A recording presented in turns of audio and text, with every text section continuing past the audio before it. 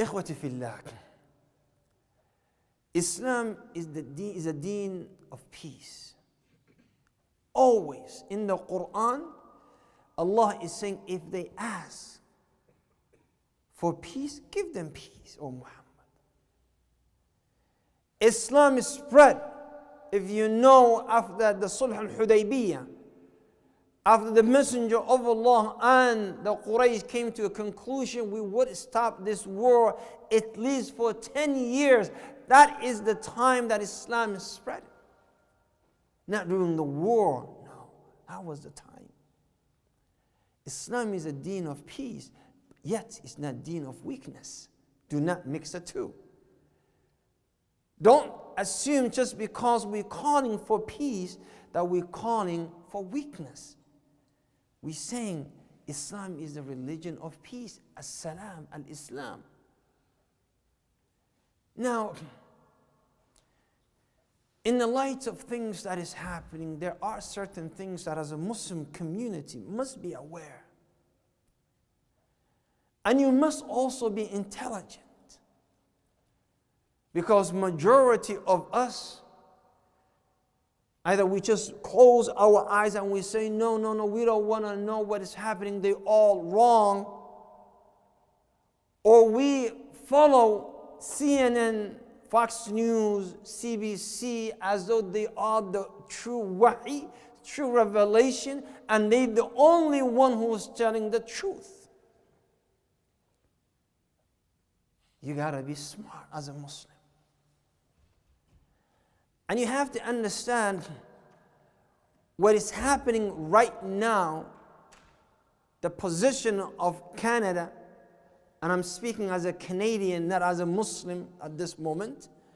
The position of Canada is a direct result of, could be the direct result of what is happening right now in terms of the conflict of Middle East.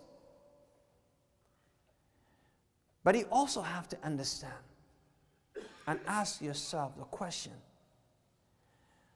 why are we involved as Canadian? Why are we involved with the issues of Middle East? Why? Is it because we have a tender heart as human beings and we want to do justice to what's happening to the people of Middle East? Or there are other motives? If we're going for the kindness of our heart and we're concerned about the innocent people being killed and going to be killed, then where were we when Bashar al-Assad was slaughtering civilians? What happened to us then? What happened to our consciousness?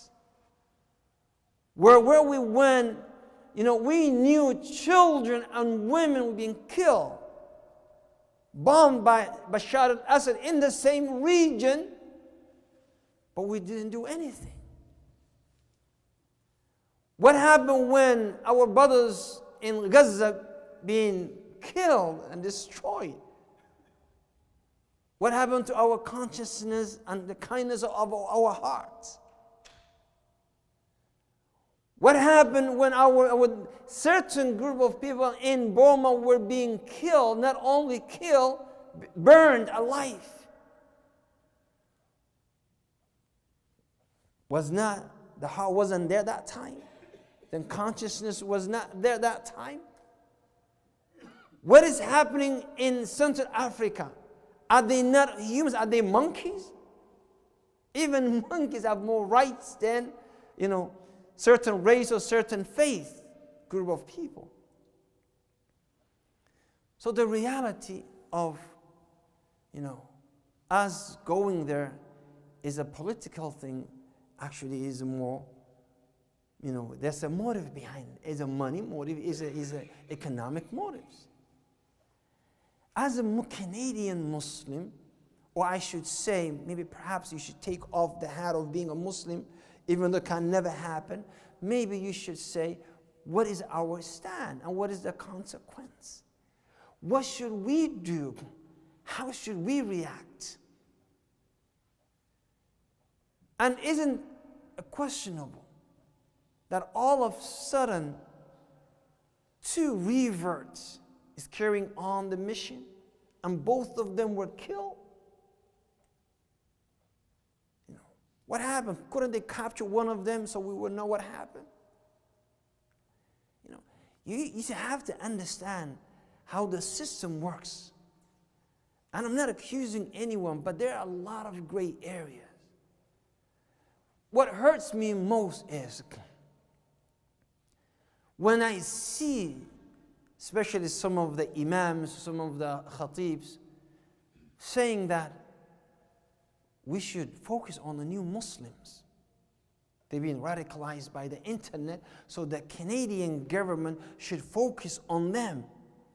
Zahrawardi, from Calgary, he issued a press release saying, we should keep our eyes on the new Muslims. Now, they're separating them from us, and they say, they're not of you. You're Pakistani, you're Somali, don't worry about them. Don't worry about them. We will take care of our own. And we go after them. By the way, as Muslims, we send our condolences and our grief towards those who lost loved ones. And we understand it's a difficult, confusing time. And don't assume if we say we're sorry, we feel sorry for those people, we're compromising our aqidah. No. Because if you remember Hadith al-Nabi sallallahu alayhi wa sallam,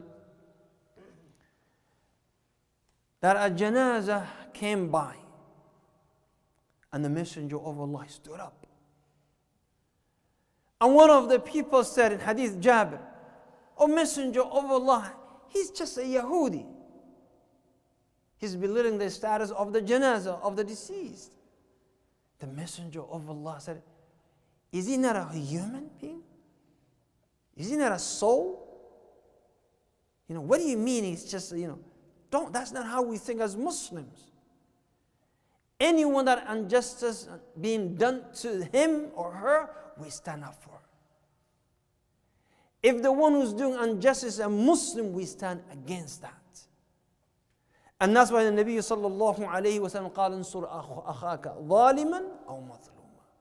He said, aid your brother ways he's a zalim, he's being oppressed, or he's oppressor. They said, we understand he's being oppressed, we're going to be there for him. What if he's the oppressor? He says, stop him for what he's doing. That's your job, it's my job. And I was watching the news, and subhanAllah, I must give my respect to the Canadian, the intellectual Canadian who's being interviewed. Majority of them, they were very smart, even though the host was trying to paint all Muslims with one brush and saying, what should we do? Are we in war right now in Canada? And everyone was like, no, this is an isolated case. You cannot bring all the Muslims and say they are like this. And we should show and express that we appreciate those people. It's not fair to discriminate anyone based on gender, based on faith, based on race, based on color. That is against the Canadian Constitution. But as Canadians, as Muslim Canadians, we also have rights. Because the moment that they say terrorists, they don't mean the crazy gentleman or the crazy guy who killed so many innocent children in Norway.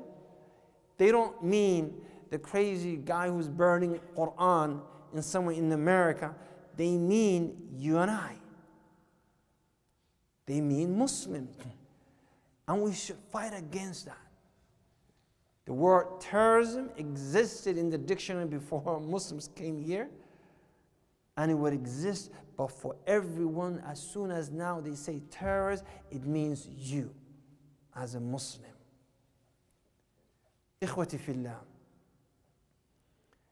You as a Muslim, me as a Muslim, We have to learn how to stand on our feet.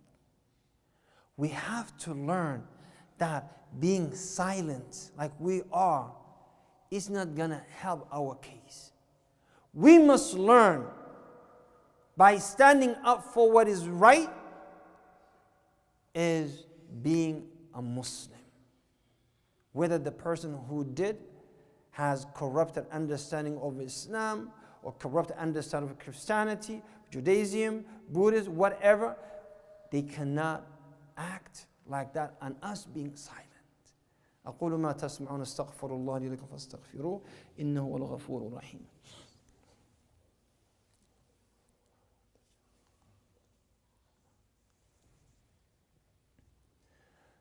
الحمد لله والصلاة والسلام على رسوله الكريم سيدنا ونبينا محمد وعلى آله وصحبه أجمعين. أما بعد, a lot of you may say, what should we do and how should we go by this? I would say number one, you must voice your opinion. Number one in the voting, but I'm not, actually that was not what I wanted to say, but when you vote, you count. When you don't vote, you don't count.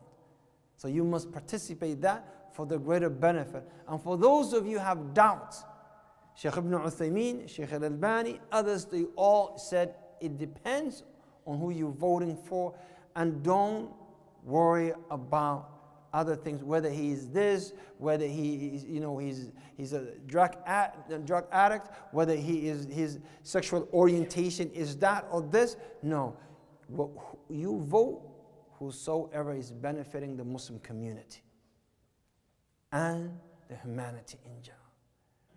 But what you need to understand is you need to, number one, speak out. And everybody have to understand. If Canada right now attacks North Korea or South Korea, whatever Korea that they are, as a Canadian, we should not expect that the Korean will just take and not retaliate. If they attack Philippines, then we should expect as a Canadian the consequence will reach us. If they attack India, the same thing. If they attack whatever country, the consequence would affect Canada. As a Muslims, whether you believe this is your responsibility or not, I'm telling you it is your responsibility to speak up against what you believe is wrong. Number two, as a Muslim community, stop being alone, trying to stand alone by yourself and be part of a group. And I don't mean be a tablighi, be a salafi, be a ikhwani, all these nonsense names. We are Muslims. We follow the methodology of the Sahaba, the Tabi'een, and the Tabi'een, which was known according to Abu Hanifa, Malik, and Shafi'i, and Ahmad, and the rest of the ulama according to the Salaf. Those ulama, they were known as Salaf. So Abu Hanifa is a Salaf, Imam Shafi'i is a Salaf, Malik is a Salaf. Everyone for those three generations considered to be ulama of the Salaf. Not these Salaf, so-called, group of Salaf, none of that. We're Muslims. And you gotta be saying, okay, what can we do? I'm not gonna work alone, I'm gonna work with my community, with my people. With my group, I can be strong. With numbers, my voice will be heard. I'll be strong. And Allah said, do not be different, you will be weak, and your strength will evaporate. Number three, and I always say, but you don't believe, perhaps you gotta believe in yourself. You gotta believe that you as an individual, you can make change. You can make a difference. You can say, I as Sa'id, I as Umar, I as Ali, I as Ahmed, I can make change. Not only for me, for my children and their future. And we can work with other groups as long as the cause is united and it's not against our deen. اللهم أعز الإسلام والمسلمين اللهم أعز الإسلام والمسلمين اللهم ارحمنا فأنت بنا راحم وأقم الصلاة يرحمني يرحمكم الله